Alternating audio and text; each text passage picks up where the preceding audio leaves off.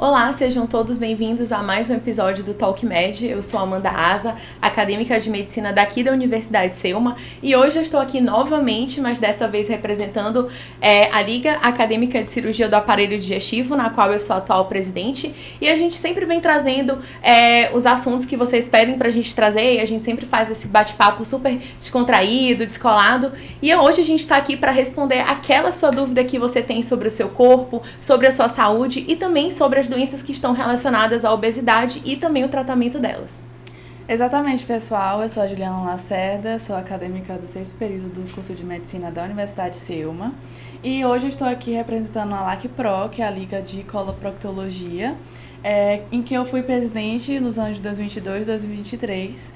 E para falar sobre esse assunto, a gente convidou o Dr. Benedito Muxerec, ele que é médico pela Universidade Federal do Maranhão, cirurgião geral pelo Hospital Carlos Macieira, cirurgião videolaparoscópico pela Unicetrex em Brasília, cirurgião do aparelho digestivo pelo Hospital Universidade da UFMA, professor de semiologia da UFMA, coordenador do serviço de cirurgia e emergência do Hospital Natus Lumine e coordenador do serviço de cirurgia da Santa Casa de Misericórdia. Obrigado, professor. Nada, eu que agradeço o convite. Então, doutor Benedito, mais uma vez, muito obrigada por ter aceitado, o nosso convite para falar desse assunto tão importante, que é a cirurgia bariátrica, muito popularmente também chamada como redução de estômago, Sim. Como a gente sabe, a cirurgia ela se dá justamente por isso, A gente vai ter uma redução desse estômago, o sistema digestivo ele vai ser alterado, obviamente, isso traz uma perda de peso significativa para esse paciente de uma forma sustentável, que é muito bom, mas claro, como todos os outros tratamentos da obesidade, a gente precisa que esse paciente continue tendo uma disciplina, ele continue tendo mudanças no seu estilo de vida para que a sua jornada não seja em vão, Então, dito isso, doutor, no momento em que uma pessoa decide em fazer a cirurgia bariátrica, quais são as mudanças prévias que o paciente ele precisa tomar antes de iniciar a sua jornada? De repente, perder um peso, mudar esses hábitos de vida, quais que são essas mudanças? Sim. É interessante que o paciente tenha o entendimento completo do que é a cirurgia bariátrica, É um processo de cirurgia bariátrica, porque a gente resume ao ato cirúrgico e não talvez seja o ponto mais importante, mas não é o único ponto do processo. O processo vem desde o pré-operatório, o intraoperatório e o pós-operatório. Então a cirurgia bariátrica, quando o paciente decide fazer a cirurgia bariátrica e consulta o seu cirurgião bariátrico, vai precisar já estar apto a realizar algumas mudanças nos seus hábitos de vida, Eu costumo dizer que o paciente que dá mais trabalho é aquele paciente que chega no consultório e diz que vai engordar porque vai se despedir, de realizar todos aqueles hábitos ruins que já tinha e acaba engordando no pré-operatório. Esse paciente, a gente sabe que é um paciente difícil, que vai ter que ter mais acompanhamento para que não tenha o famoso reganho de peso. Então, nesse pré-operatório, ele precisa realmente já estar acompanhado de uma equipe multidisciplinar, com nutricionista, psicólogo, justamente para ir absorvendo essas mudanças. E quanto mais ele conseguir perder peso, melhor o procedimento cirúrgico, melhor a sua adesão, menos chance de reganho de peso ele vai ter no processo do pós-operatório. Então, assim, antes de realizar a cirurgia, ele já tem que estar engajado com toda a equipe multidisciplinar para que ele possa corrigir alguns hábitos. Isso é até muito interessante, que o senhor falou, porque o paciente ele vai ter esse acompanhamento, pelo menos uma vez por ano ele tem que visitar o médico, Então, às vezes, a pessoa acha que, fiz a cirurgia, acabou, e não é bem assim, Isso aí é ruim quando encara que a cirurgia é um milagre, A cirurgia é o único ponto do processo, e aí esse é o primeiro passo para o fracasso do processo todo da cirurgia bariátrica. A próxima pergunta, eu queria saber quais são as indicações e contraindicações da cirurgia bariátrica. O paciente adolescente, ele pode fazer? Ou um idoso, ele pode fazer também? Pode fazer. A gente tem limites de idades, Claro, a gente já chegou a fazer cirurgias bariátricas em adolescentes. A gente, inicialmente, até 18 anos, após 18 anos não precisa de absolutamente nada. Com 16 anos, o paciente precisa ter um consenso dos pais, é um paciente adolescente. Abaixo disso, a gente operou o paciente de 15 anos, mas precisa ter até autorização judicial. O limite superior de idade varia muito, Não tem mais um limite estabelecido, mas sim é determinado esse limite por cada um do paciente. Cada paciente vai ter o seu limiar. Às vezes é um paciente que tem uma capacidade funcional muito boa, outros pacientes com uma idade menor não vão ter essa capacidade e não vão conseguir realizar a cirurgia, né? Isso aí a gente vai avaliar caso a caso. Em relação à indicação da cirurgia bariátrica é uma cirurgia da obesidade, o paciente precisa ser obeso. Então não pode, a primeira indicação é que o paciente precisa ser obeso. O sobrepeso não está dentro das indicações da cirurgia bariátrica.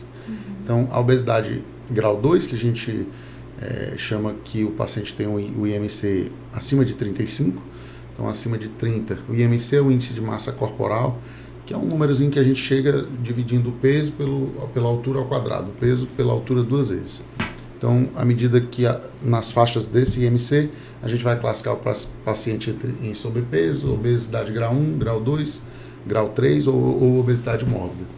Então, o paciente obeso grau 2 que tem alguma comorbidade, pode ser qualquer uma delas, mas precisa ter uma comorbidade e está tentando emagrecer pelo método convencional, método de tratamento clínico e não consegue há mais de 2 anos. Esse é o paciente que tem indicação clássica de cirurgia bariátrica. Ou o paciente que tem o IMC acima de 40, não precisa estar há mais de 2 anos tentando, né, e não precisa ter comorbidades, né? O paciente acima de 40, ele já tem a indicação de realizar a cirurgia bariátrica. Em relação às contraindicações, a gente vai pesar sempre custo-benefício, né, para contraindicar uma cirurgia. Então, contraindicações de qualquer tipo de cirurgia são pacientes com múltiplas comorbidades, pacientes que não toleram, principalmente os pacientes que não toleram uma anestesia geral, não podem realizar a cirurgia bariátrica. Mas, assim, especificamente para a cirurgia bariátrica, não tem nenhuma contraindicação absoluta, né? Só mesmo para a videolaparoscopia. Certo. E a cirurgia bariátrica, ela trata todos os tipos de diabetes?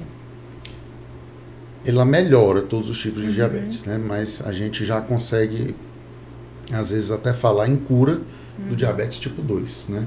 Que é aquele diabetes adquirido, né? E são pacientes que a gente tem estudos mostrando que até 92% dos pacientes com diabetes tipo 2 conseguem reverter e ficar sem medicamento nenhum, praticamente curado do diabetes, com a cirurgia bariátrica, dependendo da sua técnica, né? Então, existem cirurgias técnicas de cirurgias bariátricas que conseguem realmente a remissão do diabetes, principalmente o diabetes tipo 2. E pacientes que têm diabetes há menos de 10 anos. À medida que vai passando esse tempo, o paciente é diabético há mais de 10 anos ou diabético tipo 1, a cirurgia bariátrica ajuda, mas dificilmente vai conseguir a remissão completa sem uso do medicamento.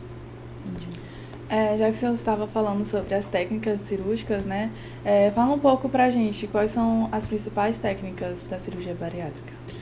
A gente tem muitas técnicas de cirurgia bariátrica, né? Hoje aprovadas pelo CFM, o Conselho Federal de Medicina, e assim amplamente divulgadas, a gente tem 2, que é o sleeve gástrico e o bypass gástrico, né? São as 2 técnicas que a gente utiliza, né? Mas assim, tem muitas outras que estão por vir para ser aprovadas, né? E outras que já foram aprovadas e hoje em dia não são mais utilizadas, mas hoje basicamente são essas 2.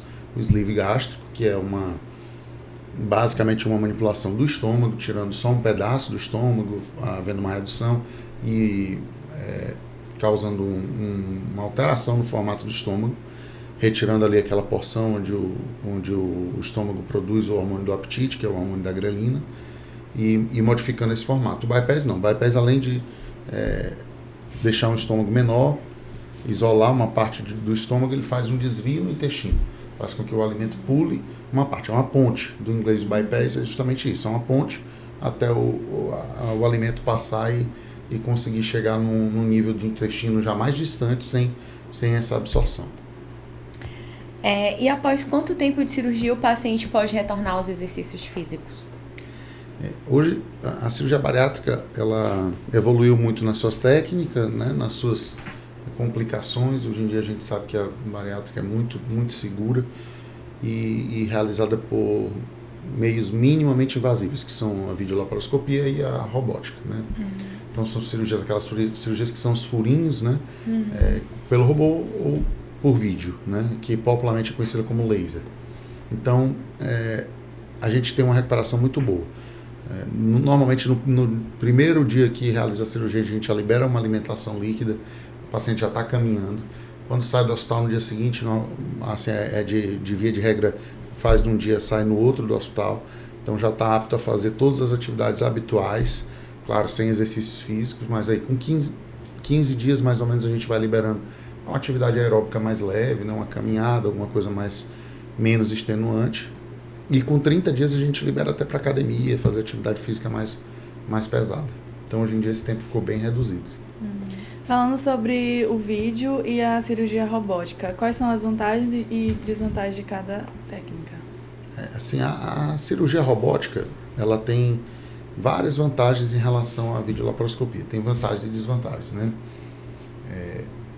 Hoje ainda não é uma técnica bem difundida, é uma técnica bem utilizada, amplamente utilizada pelo custo.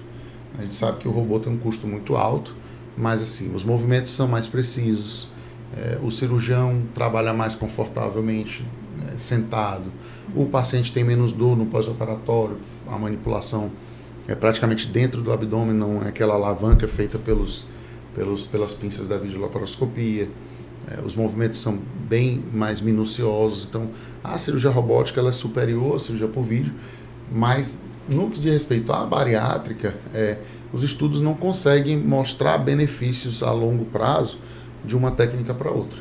Então a robótica hoje em dia é mais para espaços menores, a pelve, onde o urologista consegue atuar, a ginecologia consegue atuar, com estudos bem mais robustos, mostrando vantagens assim de complicações e melhoras no pós-operatório. É claro que a cirurgia robótica vai ter o seu espaço, vai ser amplamente difundida, mas no momento a gente não tem ainda essa disponibilidade completa da cirurgia robótica. Perfeito. E a gente sabe, né, que alguns pacientes eles fazem a bariátrica, mas aí eles ficam com reganho de peso, né, com o tempo, não conseguem fazer o tratamento. Na verdade, a maioria deles acabam ganhando por não fazer voltar, né, nas consultas com o seu cirurgião bariátrico, às vezes não conseguem dar prosseguimento à dieta. E aí a gente tem a cirurgia, né, revisional. Quando é que o paciente tem indicação de realizá-la? O reganho de peso na cirurgia bariátrica, ele não quando o paciente reganha todo o peso. Para o cirurgião bariátrico, o reganho de peso é quando o paciente ganha 50% daquilo que ele perdeu na cirurgia. Então, apenas como raciocínio de exercício de raciocínio, se o paciente perdeu 40 quilos durante todo o processo e ele começa a ganhar peso, se ele ganhar 20 quilos, 50% dos 40, né, a gente já considera um paciente que teve reganho de peso. A literatura hoje fala que, dependendo da técnica, é esperado que 1 a cada 5 ou 6 pacientes que a gente opere tenha reganho de peso. E se você for ver, esse paciente é justamente aquele que não seguiu as orientações do pré, do intra e do pós-operatório, que não acompanhou com a equipe multidisciplinar, que teve lapsos e furos em todo esse processo, né? A gente sabe que a cirurgia bariátrica tem a sua falha. Hoje em dia ela é o método mais duradouro e eficaz no combate à obesidade, mas assim, não é infalível, não é um milagre. Senão a gente não teria pacientes que reganham de peso, e a gente vê que realmente tem pacientes que reganham de peso. O que às vezes vai pelo mito, por uma evolução muito curta, em um intervalo de tempo curto da cirurgia bariátrica, mudou muita coisa, né? As técnicas mudaram, então ficaram alguns mitos, né, da cirurgia bariátrica, e aí isso é importante até para desmistificar isso. Não adianta fazer que vai reganhar, você opera o estômago, não opera a cabeça. Então, assim, tem vários mitos por conta dessa evolução da cirurgia bariátrica, mas hoje em dia é muito segura, né? O paciente hoje em dia que tem a obesidade, tem indicação da cirurgia bariátrica e não trata com a cirurgia bariátrica, está tratando a obesidade com uma ferramenta inadequada. Se eu sou obeso, tenho um MC acima de 40, e eu estou tentando há 2, 3, 4 anos tratamento clínico e não consigo emagrecer. Então está tratando uma patologia com a ferramenta inadequada, como se eu tivesse uma hipertensão, estivesse tratando com o medicamento errado. Então hoje em dia a indicação da cirurgia bariátrica é evidenciada pelos estudos e é o método mais duradouro e eficaz no combate à obesidade. Falando mais um pouco sobre a saúde mental, quais são os impactos que a cirurgia bariátrica traz na saúde mental dos pacientes? É muito grande. Eu acho que, às vezes, por vezes, pode ser até o maior impacto, né, o mental. A cirurgia bariátrica, ela pode representar liberdade para um pai brincar com uma filha na praia, para um pai andar de bicicleta com os irmãos, com os filhos. Ela representa... A bariátrica faz você viver mais e melhor. A gente tem estudos hoje mostrando que pacientes obesos mórbidos, mais de 70% não passam de 50 anos de idade. Então, você não vê obeso mórbido idoso na rua. Então, assim, o impacto é grande na saúde orgânica, mas na saúde mental principalmente muito vantajoso, né? O paciente volta a ter sua autoestima, volta a fazer coisas que para a gente não tem tanto, não dá tanto valor, mas que para eles até o ato de se calçar, né? Voltar a se calçar, voltar a tomar banho de forma sem precisar de ajuda. Então, pacientes que, assim, a gente está falando de super obesos, pacientes que não conseguem fazer nem higiene pessoal. Então, assim, é uma liberdade que o paciente ganha. Os pacientes super obesos, principalmente, mas todo nível de obesidade tem um ganho de saúde mental muito grande. E é até interessante, né? Porque às vezes a sociedade acaba julgando esses pacientes, excluindo alguns fatores, né? Que fazem parte da obesidade, né? Fatores genéticos, fatores ambientais, que levam ele a ter esse sentimento de vergonha, de culpa. Aí vem a depressão, vem a ansiedade, e a bariátrica ela vem também para tratar esses problemas, né? De saúde mental. Com certeza. Então, assim, a sociedade vai sempre julgar como uma pessoa que não tem força de vontade, que tem preguiça, que não faz atividade. Só que assim, para as pessoas leigas, a gente consegue entender. Para os profissionais da área da saúde, a gente não aceita mais que a gente impute a uma pessoa somente o erro alimentar como fator único para ser obeso. A gente sabe que as pessoas engordam de maneira diferente. Se eu comer um hambúrguer, você comer um hambúrguer igualzinho, a Juliana comer um hambúrguer igualzinho, a gente vai engordar de forma diferente. Tem inúmeros fatores. Fator genético, metabolismo, hormonal, uma série de condições que a gente não está levando em consideração e está levando só em consideração o erro alimentar. E a gente sabe que tem pessoas que... Vocês devem conviver com pessoas que comem, às vezes, muito mais do que obesos e bem magro, né? Então, isso aí realmente é um dos mitos que a gente precisa tirar, né? De que o obeso, a obesidade é uma doença. A obesidade é uma doença crônica, multifatorial. Não dá para colocar na conta só do erro alimentar. Sim. E como se dá o acompanhamento do paciente pós-cirurgia bariátrica? Esse acompanhamento ele tem que ser bem de perto, principalmente nos primeiros meses do pós-operatório. São pacientes que podem ter algum tipo de deficiência ou carência de vitaminas por conta das técnicas cirúrgicas. A gente precisa fazer os exames direitinho. É claro que não é comum ter essas deficiências se o paciente tiver o acompanhamento e a reposição adequada. Então, até por isso a gente pede que faça o acompanhamento. No primeiro mês a gente olha esse paciente com 10, 15 dias, olha com 30 dias, olha com 90 dias, 45 e 90 dias, e depois vai espaçando mais, é claro, vai fazendo os exames de pós-operatórios de controle, mas aí vai espaçando para 6 meses, 1 ano, e aí, como você falou, a cada ano a gente precisa estar revisando para que a gente não perca esse acompanhamento do paciente e não deixe ele fazer parte da estatística do reganho de peso, né? Agora, uma dúvida muito pertinente. É possível fazer a bariátrica pelo SUS? Sim, é possível fazer bariátrica pelo SUS, né? Em vários locais do país a gente tem o SUS participando com verbas principalmente da parte federal para que se possa fazer a cirurgia bariátrica. Aqui no Maranhão a gente tem um local que faz, que é o Hospital Presidente Dutra, né? Que faz cirurgia bariátrica. É claro que assim não consegue contemplar toda a população, né? É uma população que precisa de muito mais cirurgias, muito mais centros. Isso daí é um assunto que a gente cansa de discutir, que se houvesse mais centros de obesidade, tratamento, a gente economizaria em outras áreas, porque a obesidade ela leva a inúmeras doenças, né? Mais de 13, 15 tipos de câncer diretamente. As causas que mais matam no Brasil, hipertensão, diabetes, tudo está ligado à obesidade. Então a economia seria grande. Infelizmente a gente não tem, só tem um centro que faz aqui no Maranhão e a gente não consegue dar conta de tantos pacientes obesos, né?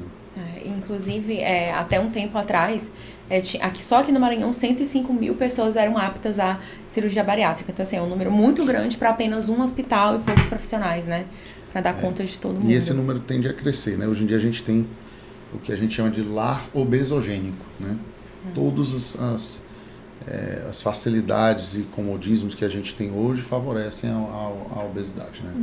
Então, hoje em dia você não assim, dos mais simples exemplos, como você não dirige mais um carro, nem tem mais carro com direção sem ser direção elétrica, não é nem hidráulica, né? Não existe mais você ir para a televisão, mudar um canal, não existe mais um monte de coisa que existia 20, 30 anos atrás. Hoje em dia o celular, as telas, né, os eletrônicos fazem parte das nossas crianças e aí cada vez menos a gente tem atividades ao ar livre, impactos na obesidade, impactos em outras áreas da saúde, mas existe o que a gente já chama de lar obesogênico, que faz com que a obesidade hoje seja uma pandemia. Assim, nos próximos anos a expectativa é que a gente tenha quase que 1/3 da população obesa. Isso é muito, muito, né, significativo. Agora a pergunta mais polêmica, eu amo essa pergunta, é porque é a minha pergunta. O senhor sabe que a tirzepatida está aí chegando, Mounjaro, e algumas pessoas, eu já vi esses comentários, não de médicos, mas de pessoas leigas, falando que é uma medicação, né, que vai afastar o Ozempic e que futuramente também promete afastar a cirurgia bariátrica. Bom, a gente tem essa medicação, a gente sabe que daqui a um tempo outras medicações ainda melhores com certeza vão chegar. Como é que fica a cirurgia bariátrica nesse cenário? Hoje em dia ainda é muito distante esse cenário de uma medicação conseguir substituir a cirurgia bariátrica. A cirurgia bariátrica, há um tempo atrás, se baseava apenas na restrição e desabsorção. Ou seja, você fazia o paciente comer menos, com a redução drástica do estômago, né? E fazia com que o desvio do intestino fosse muito grande, o paciente, o que conseguisse comer não fosse absorvido. Então, esse binômio restrição-desabsorção já foi meio que por terra há algum tempo. A gente sabe que a cirurgia bariátrica hoje em dia ela é muito mais baseada nos hormônios intestinais, que a gente chama de enterormônios, que são as incretinas. São vários e muitos tipos de hormônios, GLP-1, peptídeo Y, hormônios da saciedade, grelina. Então, é uma cadeia imensa de hormônios. O que a gente tem com esses medicamentos são tentativas de mimetizar alguns desses hormônios que a cirurgia bariátrica fazem aumentar. A cirurgia bariátrica aumenta vários hormônios que aumentam a saciedade, hormônios que aumentam a insulina, que melhora a glicemia, que diminui a gordura no fígado, que assim, uma série de hormônios. Então, esses medicamentos eles vão tentando fazer o que a gente faria com a cirurgia bariátrica em algum determinado ponto, colocando de fora para dentro, exógeno, né, no nosso organismo. Assim, são medicamentos que têm o seu valor, têm o seu efeito, tem sua indicação, mas hoje o que os estudos mostram é que ainda está distante. A gente ouviu isso quando surgiu o Victoza, né, que é a liraglutida. A gente ouviu isso quando surgiu o Ozempic, que é a semaglutida. A gente ouviu agora quando surgiu o Mounjaro. Ainda vai ouvir sempre essa mesma conversa.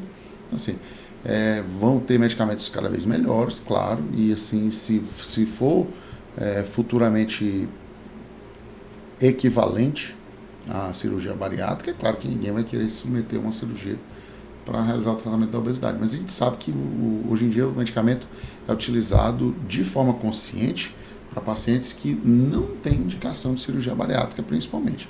São pacientes que têm sobrepeso, ou são pacientes que chegaram a ter um reganho de peso leve, que a gente tenta resgatar.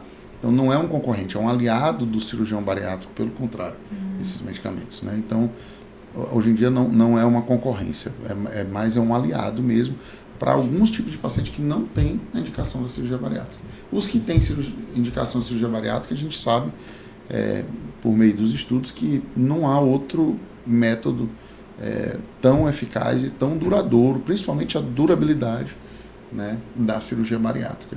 Esses medicamentos eles podem causar um efeito rebote à medida que você vai colocando esses análogos de GLP-1, que é um dos hormônios, que é justamente o Mounjaro, o Ozempic. A nossa produção endógena vai diminuindo, então a gente vai precisando cada vez mais cliques, né? Então vai tendo uma dependência de cada vez mais hormônio, e aí quando você retorna, não é incomum a gente operar pacientes que acabaram o tratamento com esses medicamentos, porque voltam com efeito rebote, com um apetite imenso, né? Então não é incomum. Então, assim, no momento não é algo que possa substituir ainda a cirurgia bariátrica, pelo contrário, tem que ser um aliado. Perfeito. Para finalizar, vamos fazer tipo um bate-volta de perguntas que o pessoal deixou na caixinha de perguntas do Instagram da LACPRO e da LACAD. A primeira pergunta: quem tem obesidade grau 1 pode fazer a cirurgia bariátrica? Pode. Tem uma situação em específico, que é aquele paciente que está naquele MC entre 30 e 35, né, que ainda não tem obesidade grau 2, que foi a que a gente mencionou aqui, que teria indicação com alguma comorbidade, mas ele está ali entre 30 e 35, nesse meio termo ali da obesidade grau 1, acima do sobrepeso e abaixo da obesidade grau 2. Quando é que esse paciente pode realizar a cirurgia bariátrica? Quando esse paciente for diabético. Hoje em dia a gente já tem autorização a realizar a cirurgia para esses pacientes diabéticos, principalmente de difícil controle, acima de MC30, ou seja, obesidade grau 1. Então a gente já pode estar respaldado a operar esses pacientes. E esses limites, esses cortes, eles tendem a ser cada vez menores, serem revisados nos congressos, para que a gente possa atingir cada vez mais a população e prevenir as doenças que a obesidade causa. Qual a média de perda de peso no primeiro mês da bariátrica? E quanto tempo leva para ver os resultados da cirurgia? Assim, os primeiros momentos a gente consegue ver um resultado mais palpável, esse resultado, porque o paciente está mais obeso, a diferença, a perda de peso ela é mais acentuada no primeiro momento. Mas, assim, no primeiro mês a gente vai ver ali entre 7% a 10% do peso corporal. Depende de cada paciente, não vou dizer assim, o paciente vai perder 10 quilos no primeiro mês, depende de quanto ele tem, né? Então, se eu operar um paciente de 200 quilos é diferente se eu operar um paciente de 120, né, de 150, completamente diferente. Então, pela porcentagem, a gente espera que ele tenha ali uma perda de peso entre 7% a 10% do peso corporal, né? Isso tudo, claro, levando em consideração que ele vai estar fazendo exercício, ganhando massa magra, e massa magra pesa, vai gerar peso na balança. Então, assim, não é somente o peso, sim a bioimpedância, que a gente chama, né, que é aquele exame que os nutricionistas fazem. O pós-operatório, ele é difícil, ele é dolorido? Como é o pós-operatório da bariátrica? Isso aí ficou, né, também na memória das pessoas, na cultura das pessoas, de que a bariátrica exige um sacrifício muito grande no pós-operatório, tomando só líquido durante muito tempo. Então, assim, isso daí é outra coisa que evolui muito. Hoje em dia, esses nutricionistas são especialistas somente em cirurgia bariátrica. A gente consegue observar que os pacientes eles já iniciam a alimentação no primeiro dia, com líquido, é claro, mas no primeiro dia já está se alimentando. Só que, antigamente, a gente tinha uma evolução muito lenta do líquido para passar do líquido para o pastoso, né? Então, hoje em dia, não. Hoje em dia, o paciente não tem... primeiro que ele vai evoluir muito mais rápido. Então, assim, em uma semana ele já evoluiu boa parte da dieta, em 15 dias ele já está evoluído quase que completamente a dieta dele, claro, quantidades menores, bem adaptadas, e durante esse processo o paciente não vai ter sofrimento porque ele está sob o efeito dos hormônios que a cirurgia bariátrica produz. Então ele vai ter diminuição da grelina, que é o hormônio do apetite, então ele não vai sentir vontade de comer. Se eu vou tomar só aqueles copinhos de líquido, vou morrer de fome. Na verdade, ele não vai sentir vontade, né? Então é diferente. Então, se você comer um pedaço de pizza ou comer uma pizza inteira, se você se encher com um pedaço ou com uma pizza inteira, você vai estar satisfeito do mesmo jeito.